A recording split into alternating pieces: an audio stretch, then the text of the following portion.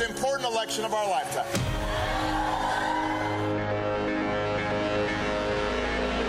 A blue wave equals a crime wave. Donald Trump's trying to scare us about ourselves. Just not going to work. They got a lot of rough people in those caravans. They are not angels. We Democrats, we choose hope over fear. And decency and common sense and goodwill can win out over bad. We are not powerless. Every single one of us has the same power at the polls. I'm just asking you to go and vote like you never voted before. We have to vote. Don't boo, vote.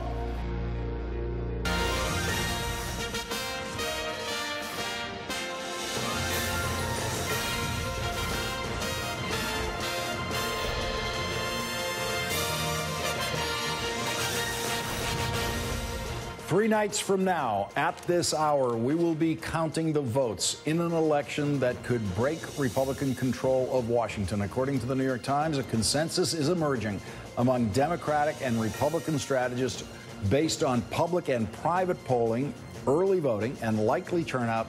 The Democrats are on track to pick up about 35 seats in the House. The Democrats need 23 seats to control the House of Representatives. Today on the campaign trail, President Trump sounded like he knows that the Democrats are going to win control of at least the House of Representatives, if not the Senate. The president said they're going to take control of Congress. They want to give our country away. They want to knock it down with a giant wrecking ball to our economy and to our future. If the president said anything true on the campaign trail, we would show that to you. There are now just 2 more campaign days left, Sunday and Monday. President Trump went to Montana and Florida today. In Florida, as usual, he was more comfortable attacking the Democrats than he was for giving a reason to vote for the Republican candidates. The president said, in Rick's case, he's going against somebody that's falling asleep. That is a lie. That is the president talking about Democratic incumbent Senator Bill Nelson, who works much harder at his job than Donald Trump does at his. Here's how the president referred to Andrew Gillum, the mayor of Tallahassee, who is running in a statistical tie with Republican Ron DeSantis. The president said, in Ron's case, he's going against somebody that's got a lot of energy, but runs one of the worst, one of the biggest problem cities anywhere in the country. That is a lie. Tallahassee is not one of the worst cities in the country. The president said he's not doing a job. You don't want to have him running Florida. That I can tell you. Andrew Gillum is doing the job of mayor of Tallahassee so well that about half of the state wants him to be governor, and we will find out exactly what that number is on Tuesday night. In a key Senate race we'll be watching in Arizona, Democrat Kristen Sinema is in a statistical tie with Republican Martha McSally in a state that usually votes for Republicans for Senate. They are running for the Senate seat currently occupied by retiring Republican Jeff Flake. Martha McSally has been running as a strong Trump supporter, and that's not working for some Republicans in Arizona. Here's NBC's Vaughn Hilliard in Arizona today. Who did you vote for? Sinema, the Democrat. Yes. Do you usually vote Democrat? No. No. Are you Republican? Yes, but why, not anymore. So why vote Sinema? I'm changing. The Republican Party is not the same as it used to be. Do you usually vote Democrat? Nope. No. Registered Republican. Registered Republican? So why vote for Sinema then? To change things up. Not too happy with the state of the Republican Party right now. I'm a former Republican, and I'm taking a break from voting any Republicans as long as Donald Trump is president. So, why not Martha McSally though? She's not Donald Trump. Well, she's a Republican, and she'll support his policies. Yesterday in Florida, President Obama had this to say about Republicans crossing over to vote for Democrats this time. A former Republican Congressman, David Jolly, just cast his vote. He voted for Andrew Gillum.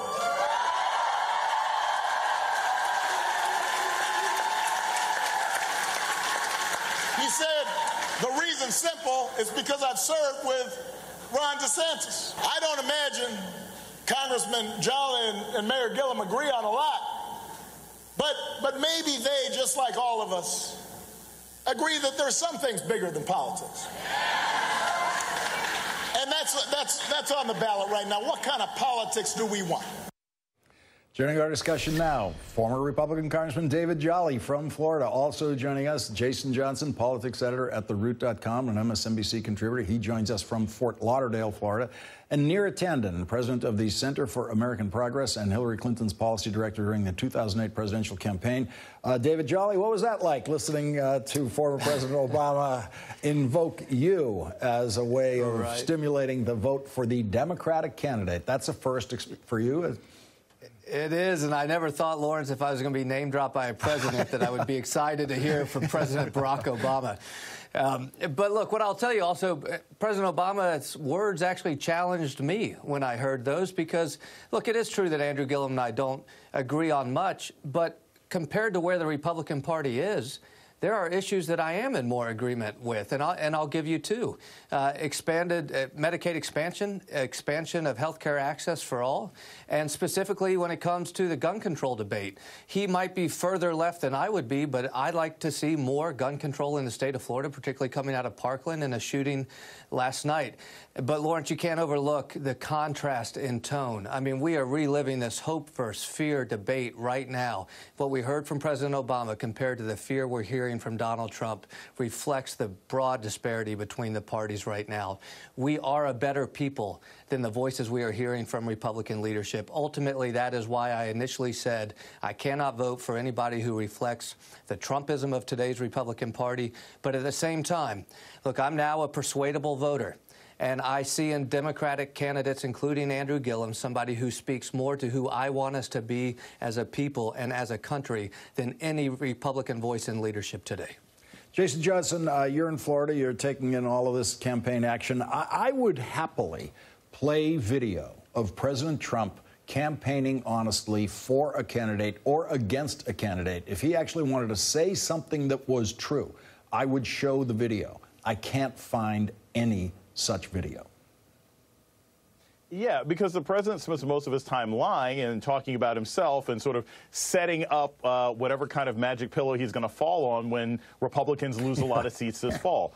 I mean, look, the biggest thing that I've gotten in spending time down here, and this is always what happens when you get a chance to sort of really spend time on the ground, is that there are some really important just Florida issues here that people really care about. I mean, you know, education and teachers haven't gotten raises in a long time. You have a lot of Republicans down here who are environmentalists because so much of Florida's economy comes from tourism, and they've got issues with red tide. And so what ends up happening is when you have a candidate like DeSantis who's a climate denier like President Trump, that bothers a lot of independent voters. That bothers a lot of fishermen down here. That bothers people who do boat tours because they're like, look, I am a Republican, but I cannot support Republicans who do not believe in climate science since that is also the economy in Florida. So there's a lot of really interesting, complex issues down here. I think this race is a lot closer than a lot of people think if they haven't spent time down here yet. But I don't think DeSantis is on the right side of a lot of the issues that I've heard independent voters and even some Republicans I've talked to talking about down here. Neera Tanden, the early voting numbers are quite striking. As of now, nationwide early voting, 32 million. In the last midterm election, 2014, where there was not a presidential candidate on the ballot, that total for early voting was 21 million. It's a really striking difference. What do you make of it? Well, there's obviously a dramatic interest in this election, but I think something that's really important to see in these numbers is that we have people who've never voted before, not only voting in the midterm, but early voting. That means they're coming out because of candidates. So those numbers are hard to see in any poll. You can't really model those voters. There's hundreds of thousands in Florida. There's hundreds of thousands in Texas. Usually people, when they vote for the first time, they vote for the first time in a presidential election. It's really unprecedented to have this happen. And I think it's really two things. I think there are candidates on the ballot who are exciting voters who are less interested in politics. They find a reason to vote, not just against DeSantis, but for Andrew Gillum and for Beto O'Rourke and for Stacey Abrams, but also, look, there's a big indictment of what the president is doing. Everything David Jolly said, is the tone, the tenor, the last week of really hateful chaos on the campaign trail every day, lie after lie after lie. That's juicing up the president's base, but I also think it's creating a larger counter response in the country. And to zoom in on some numbers inside the early voting numbers, the under 30 vote, which is the vote that usually is the least represented, the one where the turnout is the lowest. At this point in 2014, at the last midterm election, the under 30 early voters were less than 1,849,876. This year, it's almost triple that. It's 2,347,000. David Jolly, what does that tell you, that there's this big, big jump in early voting among voters under 30? So let's recognize this is a great trend. We also have to recognize that there is no other model that we can compare to this. So all of these polls, while we trust them as much as we can, there's no model on which to base this. And I think there's two things to look at. One, we know that Tuesday is about Donald Trump. No question about it. The man has made the last 3 years about himself, and so Tuesday necessarily is about the president and Donald Trump and his leadership. The number I'm looking for, though, which is fairly consistent regardless of turnout, is that if you are a candidate, you have to hold over 90% of your party generally to be successful, right? As a congressional candidate, I had to know that Republicans, I was going to have 90 to 92% of Republican support. If it fell below 90, I was in trouble. I think that's something that we're going to be able to look back at after Tuesday and measure what was the attrition among Republicans. I think the weakness for Ron DeSantis right now is their internal numbers are probably hovering right at 90 or a little low, and it's why Andrew Gillum might be the next governor of Florida. Neera Tanden, there was a very strange entry into the campaign today, a fundraising email from Melania Trump. And in that fundraising email, she says, and of course, she didn't write a word of this. That's not the way this is done. Professionals wrote it for her, but she allowed them to put her name on it. And it says, Democrats and the opposition media are doing everything they possibly can to discredit Donald with false accusations by spreading their fake news and making it appear that he does not have the support of America's voters. Neera, what's your reaction to that?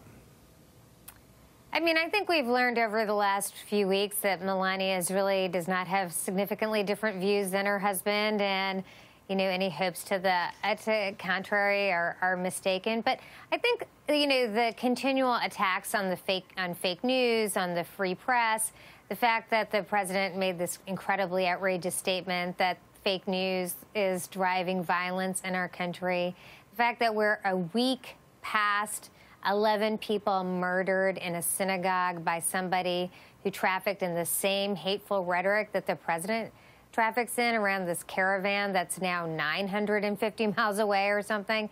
I think the truth is that the last week has really, I do think there's some indications that independents are breaking against Republicans, against Republican candidates, and that there are a number of Republicans who are crossing over. We'll see for sure on Tuesday. We still need everyone to vote. We still need everyone to canvass. We still need everyone to phone bank. But I think what's really happening in this country is that the divisiveness, the hateful rhetoric, the fact that we had another shooting last night by someone who seems deranged and somewhat politicized by the current debate means that I think people are really recoiling in horror and look at Tuesday as an opportunity to not only check the president, but create a new direction that repudiates this hatefulness. I want to listen again to something President Obama said when he was on the campaign trail in Florida about why the people who won the last election still seem so angry. Why is it that the folks that won the last election are so mad all the time? I don't know why. It tells you something interesting.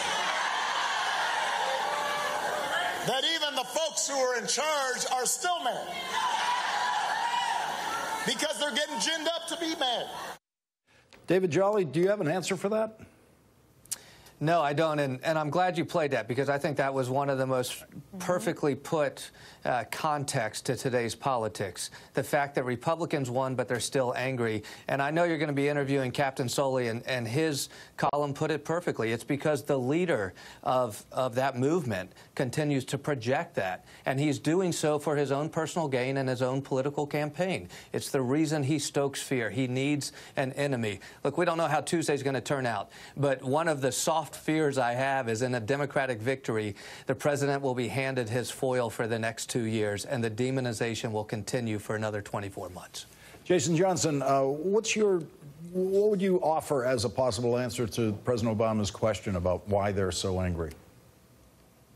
Because some people have to feel oppressed. And I'm glad the president said this. I have been saying the same thing myself. You control the Supreme Court, the House, the Senate, and the presidency. Why are you still bitter? I mean, all that winning, and suddenly they're just so mad. It doesn't make any sense to me. And I think because at its core, it's similar to, we saw this from both a policy level and a rhetorical level. From a policy level, you hear Paul Ryan, who's one of the smart guys in D.C., saying, yeah, we didn't really realize how hard health care was going to be, right? Like, it's easy to complain when you're out of power, but when you actually have a job to do, it can be really burdensome and really frustrating and bothersome. And I think from the president's standpoint, Donald Trump only operates in a world where he is oppressed. He only operates in a world where things aren't fair. He can't make things better, because that would basically cease to be the purpose of his presidency. His entire presidency is a repudiation of a changing America that his supporters don't like. So they have to stay angry on a regular basis. No amount of power will satisfy them. His reelection won't satisfy them. And what we've seen, and I think this violence is really, really key that we've seen over these last 2 weeks, these are men who finally have the icon of bigotry and rage that they've always wanted in the White House. And rather than that being satisfying to them, it encourages them to be more violent. That says something about the nature of success and the mindset of the modern Trumpist Republican. Neera Tanden, the consensus among pollsters, analysts, speaking to the New York Times, is that the Democrats will pick up 35 House seats. They could pick up more. They obviously could pick up less. What can the Democrats do with information like that? Is this weekend when they start to make some very last-minute decisions about resource deployment in certain districts? Yeah, I mean, I'll just say one thing about the president stoking anger, just to say, I think the president's entire campaign, his entire political life has been trying to make people hate someone else. I think he recognizes that his base is not motivated by hope or happiness. It's motivated by fear and anger. And he has done incredible projection, and it's really just to drive people who haven't been voting in special elections to actually vote, because Democrats have been excited to vote. I think the reality of the next really 72 hours is we have a lot of House incumbent Republicans who are not at 50%. There's like 40, 45 of those who are not in 50% in public pollings. That's usually a bad sign. So I think a lot of Democrats are well-funded. The most important thing is to get out the vote. Now it's really about turning out voters. And a midterm that is harder than a presidential. So spending the next couple of days trying to get people to vote is what I think all these candidates are focused on. Neera Tanden, David Jolly, Jason Johnson, thank you for starting us off tonight. Really appreciate it. Thank you, Lord.